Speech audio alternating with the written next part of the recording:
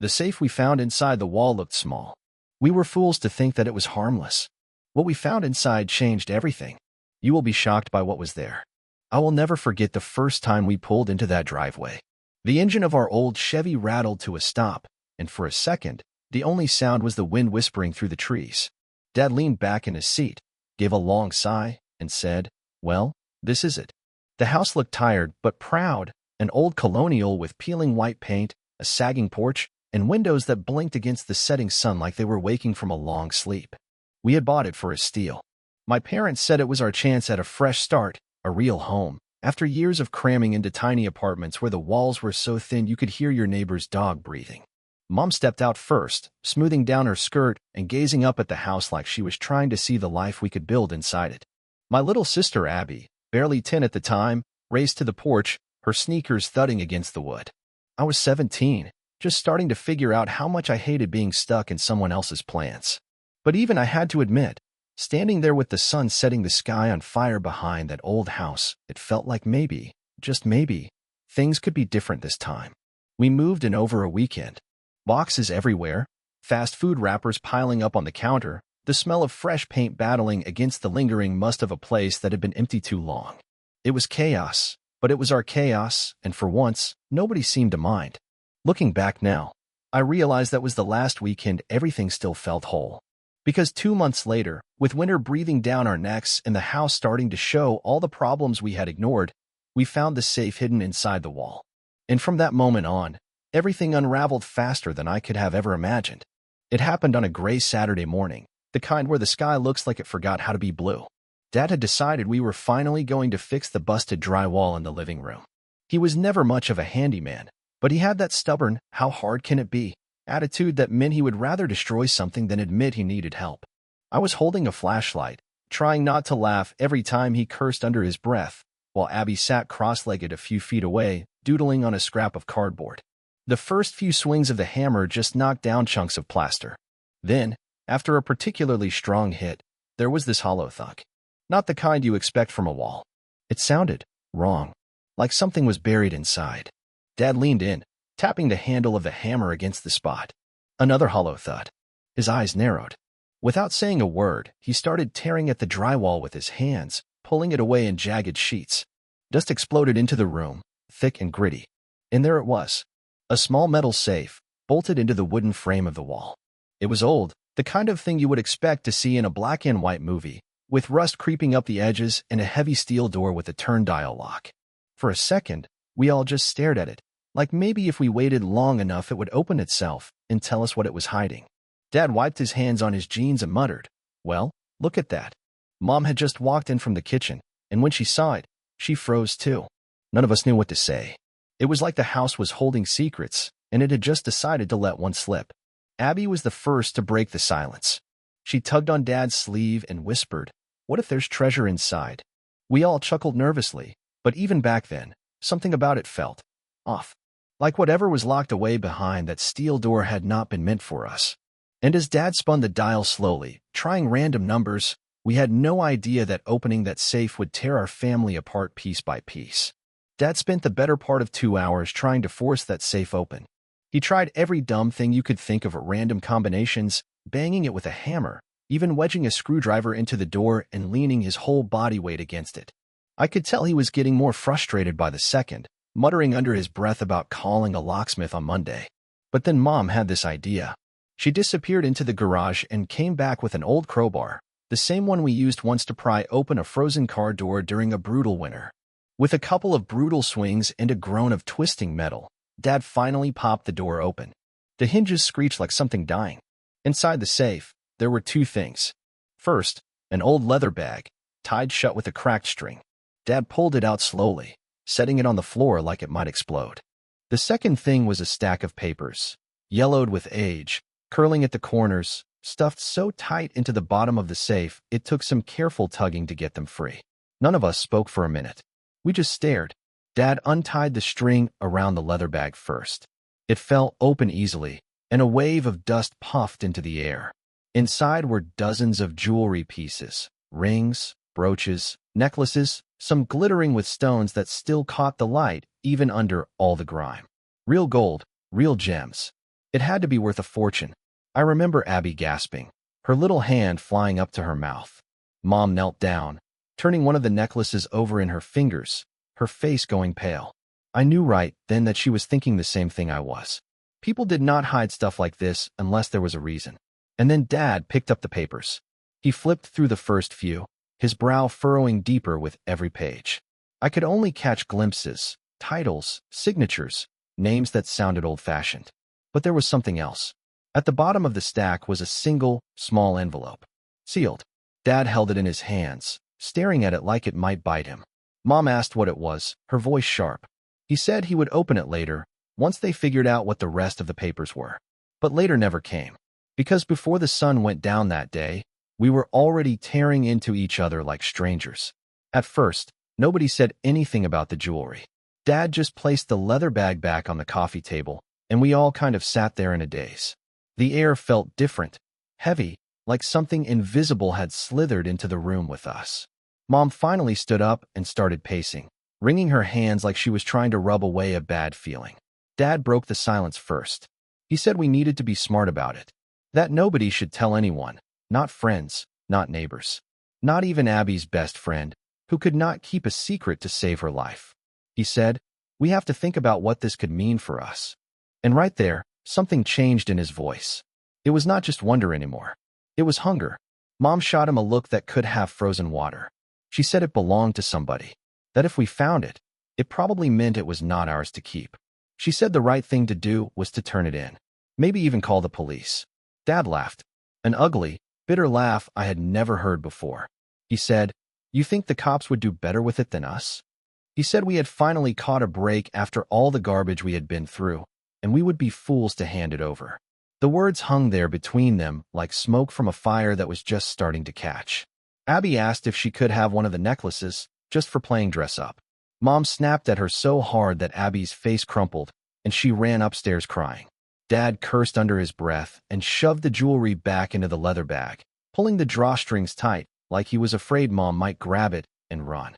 I just sat there, my heart pounding, watching my parents morph into people I barely recognized. The envelope with the seal still sat on the table, untouched. And somewhere deep in my gut, I knew that whatever was inside that envelope was going to be worse than anything we had already seen. That night, I lay awake in my room, staring at the cracked ceiling, listening to the muffled sounds of my parents arguing downstairs.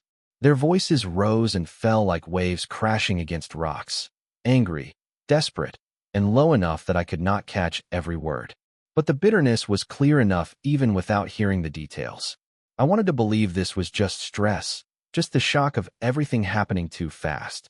But deep down, I knew better. That safe had not just given us treasure. It had dropped a bomb right into the center of our family.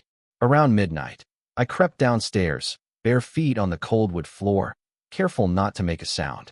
I found the living room empty except for the coffee table. The leather bag was gone. So were the papers. Only the sealed envelope was left, sitting there like it was waiting for me. I hesitated, heart thudding in my ears. Then I picked it up. The paper was old, rough under my fingers, but the seal was still tight. I almost opened it. Almost. But something, maybe fear, maybe loyalty, stopped me. I set it back down exactly where it had been and went back upstairs, feeling like I was carrying a ghost on my shoulders. The next morning, everything was different. Dad had a sudden brightness about him, like a man who had won the lottery. He made a big show of pouring extra syrup on Abby's pancakes and joking about taking us all on a real vacation someday soon. Mom barely touched her food. She just stared at Dad across the table with this tight, pinched look on her face, like she was seeing him for the first time and not liking what she saw. By that afternoon, they were barely speaking. And when they did, it was short and sharp, like knives scraping across bone. Nobody mentioned the safe. Nobody mentioned the envelope. But you could feel it, thick and ugly, weaving between us every time we breathed. And then something happened that made everything 1,000 times worse. Dad started locking his bedroom door at night. I noticed it the first night, the soft click of the lock sliding into place after Dad and Mom went to bed. At first, I thought maybe I had imagined it. But by the third night, I knew. Every time the house settled into that eerie silence you only get at 3 in the morning, there it was again, that sharp, deliberate sound of separation. It did not make sense. We were family. What was he locking himself away from? Mom noticed, too. She started sleeping on the couch under the excuse that Dad was snoring too loud. But we all knew it was not the snoring. It was the growing wall between them that no one could talk about. One evening, when Dad thought nobody was paying attention, he slipped into the bedroom carrying something wrapped in an old towel. It was too small to be the bag of jewelry. Too flat. I figured it had to be the envelope. It ate at me. What could be so dangerous inside that he had to hide it even from Mom? A few days later, I came home from school to find Mom standing in the kitchen with the cordless phone dangling from her hand. Her face was pale, and she was trembling so badly the coffee mug on the counter rattled from the vibrations. She had called a lawyer. I remember the words falling out of her mouth like broken glass. It is stolen. It has to be. Those papers, those names, I recognized them. She said she had started reading the documents when Dad left for work. Birth certificates, bank papers, death certificates, all linked to people who had lived in the house before us. And the jewelry? It was listed in some of the missing persons reports she had found online that morning. Mom had been standing there for hours, trying to figure out if she should turn it all in. But the truth was, she already knew she had to. She just could not wrap her head around what it meant yet. When Dad came home that night and saw her waiting by the door with the papers in her hand, something inside him broke wide open. He did not yell. He did not scream. He just looked at her like she had betrayed him worse than anyone else ever could. And for the first time in my life, I saw hatred in my father's eyes. The fight that exploded between Mom and Dad that night was not loud. It was cold, surgical, terrifying in a way shouting never could be. Dad said things like, "You would throw away our chance at a real life for a bunch of strangers?" Mom said things like, "It was never ours to keep." And I stood in the hallway, gripping the banisters so hard my knuckles turned white, listening as my family tore itself to pieces over a pile of jewelry and old papers. Abby hid upstairs in her room with her music blasting through the thin walls. I think she knew, even at 10 years old, that something big was happening, something that would not just blow over after a few apologies and pancakes the next morning. When Mom threatened to go to the police that night, Dad laughed. Actually laughed, but not like he thought it was funny. It was the kind of laugh that sounded more like a threat. He said, "Go ahead. See what happens when they start asking how you knew about it and did nothing." And just like that, he dragged her down with him. He made sure she would be just as guilty. The days after that were a nightmare you could not wake up from.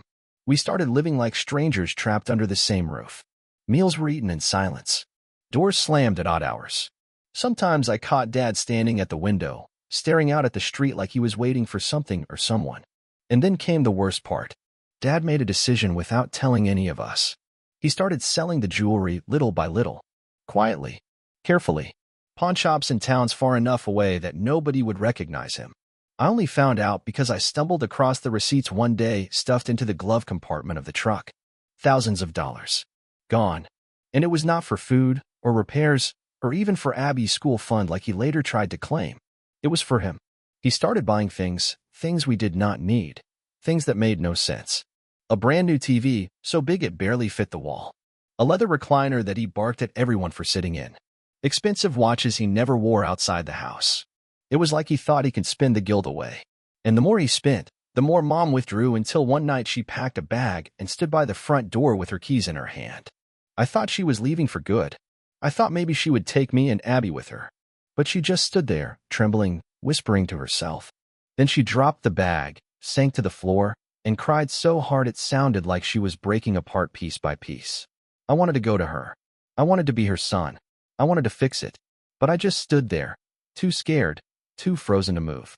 And upstairs, tucked away in his room with the locked door, Dad read that envelope again and again like it held the answer to all his sins. I do not know what made me do it. Maybe it was the silence. Maybe it was the way Abby started flinching every time Dad walked by. Maybe it was the way Mom stopped looking either of us in the eye. But one night, when Dad was passed out in his recliner, still clutching a half-empty glass of whiskey, I crept into their room. The lock was easy, just a little pressure with a credit card. I had seen it done 100 times in movies and always thought it was fake. Turns out, it was not. Inside the room, the air smelled heavy, like stale sweat and something metallic. The envelope was tucked inside the drawer of the nightstand, under a bunch of junk, receipts, old lottery tickets, a few broken pens. It looked smaller now, almost harmless. My hands shook as I broke the seal. Inside was a single sheet of paper, typed, faded with age, a list of names, dates, some crossed out with red pen. At the top, in neat block letters, was a title that made my blood run cold. Inventory for immediate relocation. It was not just missing people. It was a record, a ledger, some kind of operation. Jewelry, cash, personal belongings. Every item had been processed after the owner had vanished. And at the very bottom, scribbled in handwriting that looked hurried and frantic, was a note. Do not let the next owners find this. Destroy everything before the house changes hands. Whoever had lived there before us had not just been hoarding valuables. They had been covering up something so much worse. It was not just a safe full of forgotten treasure. It was blood money.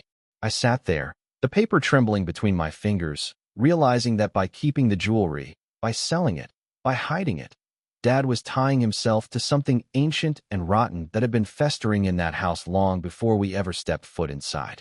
And by extension, so were the rest of us. I put the envelope back exactly where I found it, but it did not matter. The damage was already done. Because the next morning, the police showed up. It was a Sunday morning, clear and cold, when the knock came. Sharp, official, a sound that sliced straight through the house and froze every breath in our lungs. Dad opened the door like he was expecting it. Maybe deep down he always knew this day would come. Two officers stood there, grim-faced, asking to come inside. Their badges flashed in the weak morning light. Dad stepped aside without a word. They asked about some jewelry that had turned up at a pawn shop 2 towns over. A piece matched one from an old missing persons case. A case tied to this house. Dad tried to play dumb at first, but it fell apart fast. He got cagey, started stumbling over his words. The more he talked, the worse it got. Mom sat on the edge of the couch, hands clenched together so tightly her knuckles turned white. Abby hovered in the hallway, wide-eyed and terrified, clutching the stair rail like it was the only thing keeping her upright. I stayed near the kitchen, feeling like I was watching the whole world crumble from a distance. It did not take long for the police to find the rest of the jewelry. Dad had hidden it in the attic, under some loose boards. When they pulled it out and laid it across our coffee table, it was like the house itself was vomiting up its secrets. They asked Mom a lot of questions. She answered in short, clipped sentences, voice shaking but steady enough. I could tell they believed her when she said she wanted to turn it in but got scared. They believed her because it was true. Dad, though, he was not getting the same benefit of the doubt. The final blow came when they searched the bedroom and found the envelope. The lead officer flipped through it carefully, lips tightening with every name he read. He tucked it into an evidence bag like it was radioactive, and maybe it was. I half expected them to cuff Dad right there. But they did not yet. They said they would be back after they processed the evidence. Gave him a warning not to leave town. When they left, Dad just stood there, staring at the door like he was trying to burn a hole through it with his eyes. Then he turned on Mom. He blamed her, said she had ruined everything, screamed that she was selfish, that she had destroyed the only chance we had at a better life. She did not even flinch. She just sat there, head bowed, tears sliding down her cheeks like they had nowhere else to go. I wanted to scream at him, to hit him, to do something. But I froze again. Just stood there, useless. Dad stormed upstairs, slamming the door behind him so hard the whole house shook. For a long time after that, nobody moved. Nobody breathed. We were a family shattered into pieces, too jagged to fit back together. And in that silence, something inside me hardened. I knew then that if I wanted any kind of future, I would have to find my own way out. Because nobody was coming to save us. After the police left, Dad spent most of his days hiding upstairs, drinking and brooding behind that locked door. The rest of us floated through the house like ghosts, too exhausted to fight, too hurt to even speak properly. Weeks dragged by like that. Thanksgiving came and went without a turkey, without decorations, without even an argument, just a silence so heavy it practically pressed down on your ribs when you tried to breathe. Mom started packing boxes one night after Abby fell asleep. She said she was moving in with her sister for a while. She did not ask if I was coming. She just said, "You are almost 18. You have to make your own choice now." And that stung worse than if she had slapped me. The day she left, it was raining so hard the gutters overflowed and spilled muddy rivers down the driveway. She hugged Abby tight, whispered something in her ear that I could not hear. She looked at me once, like she wanted to say something, but then just turned away. And just like that, it was me, Dad, and a house full of ghosts. For a while, I hated him. I hated everything he had done. Hated how he had crushed whatever little good we had left just to chase something that never belonged to us. But hate is heavy. It eats you from the inside out. And after a few months of carrying it, I realized I could not keep living like that. So one night, while Dad was half passed out in his chair, the TV playing some ancient Western movie on low volume, I sat down across from him. Not to yell. Not to forgive, either. Just to talk. It was harder than I thought. The words stuck in my throat.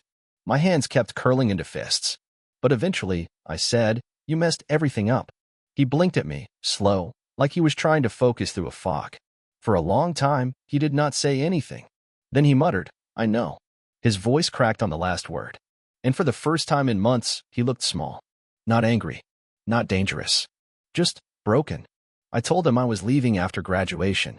I had a job lined up 2 towns over, a cheap apartment with no heat, but it was mine.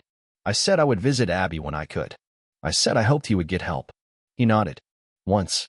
Like he understood, even if he could not say the right thing. And that was it. No big apology. No dramatic tears. Just a small, pitiful, broken thing trying to hold onto the last shred of dignity he had left.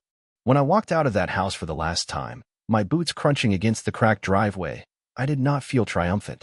I did not feel free. I just felt empty. It took me years to fill that emptiness. Years of fighting to trust again. Years of learning how not to flinch when good things happened, waiting for the catch. But I did it. Slowly. Clumsily. I made a life for myself that had nothing to do with stolen jewelry or secrets buried in walls. I still call Mom every now and then. Our conversations are stiff, but polite. Abby is doing better. She does not like to talk about the house or what happened, and I do not push her. And Dad? Last I heard, he was living in a rundown apartment not far from the old neighborhood, working part-time fixing fences. He sent me a letter once. Handwritten. Short. It said, "I am sorry. I did not know how to stop." I never wrote back. I still do not know if I ever will. But sometimes, on quiet nights when the world feels a little too big and a little too cold, I take the letter out of the drawer and read it again. Not because I want to forgive him, but because somewhere deep down, a part of me still needs to believe that people can be better than the worst thing they ever did. Even if they never get there. Thank you for listening to my story. If you were in my shoes, what would you have done? Let me know in the comments below, and do not forget to subscribe for more stories like this.